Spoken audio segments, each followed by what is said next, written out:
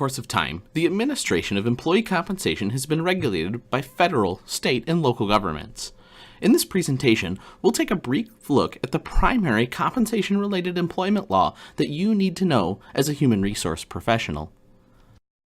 Since 1931, 5 major pieces of legislation have shaped the fabric of how employees are paid, including the DavisBacon Act of 1931, the Walsh Healy Act of 1936, the Fair Labor Standards Act of 1938, the Equal Pay Act of 1963, and the Lilly Ledbetter Fair Pay Act of 2009.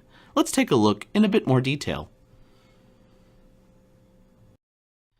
The DavisBacon Act was signed into law on March 3, 1931. It covers federal contractors and subcontractors with contracts with the federal government in excess of $2,000. The Act requires that those contractors pay their workers a minimum wage that is at least equal to the local prevailing wages and provide them with the local prevailing benefits. The Act is administered by the Department of Labor. A prevailing wage is defined as the hourly wage, usually benefits and overtime, paid to the majority of workers, laborers, or mechanics within a particular area.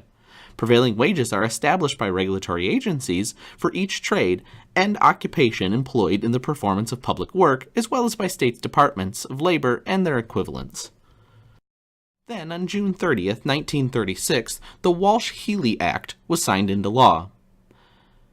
This act covers contractors and subcontractors with contracts in excess of $10,000 for manufacturing or furnishing materials, supplies, articles, or equipment to the U.S. government or District of Columbia.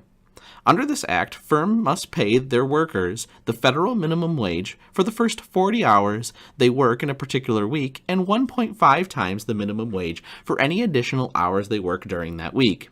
The Wage and Hour Division of the U.S. Department of Labor enforces the Act. State and local laws regarding wages and hours of work may also apply to employment subject to this Act. When this happens, the employer must observe the law setting the stricter standard. Compliance with the regulation's safety and health standards will not relieve anyone of obligation to comply with stricter standards from another source.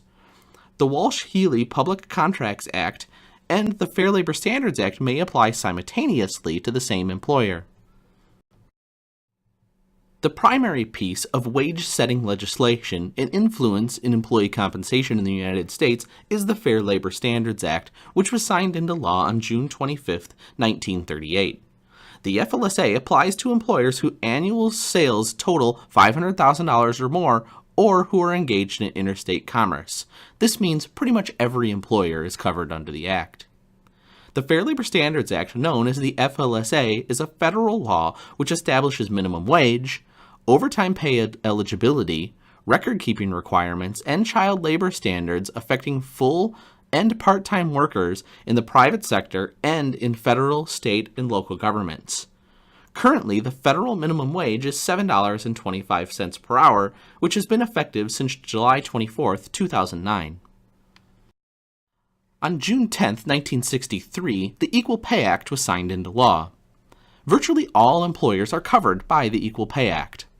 The law provides that no employer shall discriminate between employees on the basis of sex by paying wages to employees at a rate less than that of the opposite sex.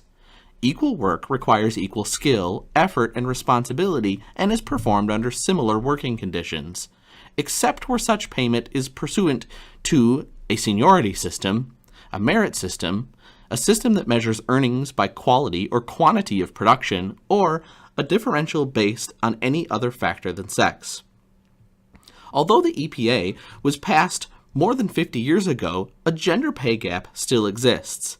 In 2012, females were earning between 77 and 78 cents for every dollar males were earning. And finally, in our brief tour of compensation-related law in the United States, the Lilly Ledbetter Fair Pay Act was signed into law on January 29, 2009. Virtually all employers are covered by the Fair Pay Act. The Act requires that the 180-day statute of limitations for filing an equal pay lawsuit regarding pay discrimination resets with each new paycheck that was affected by that discriminatory act. A discriminatory compensation decision or other practice that is unlawful under such acts occurs each time compensation is paid pursuant to the discriminatory compensation decision or other practice or for other purposes. With this brief history in mind, now you can go out and inform your decisions and how you pay employees as a compensation or human resource professional.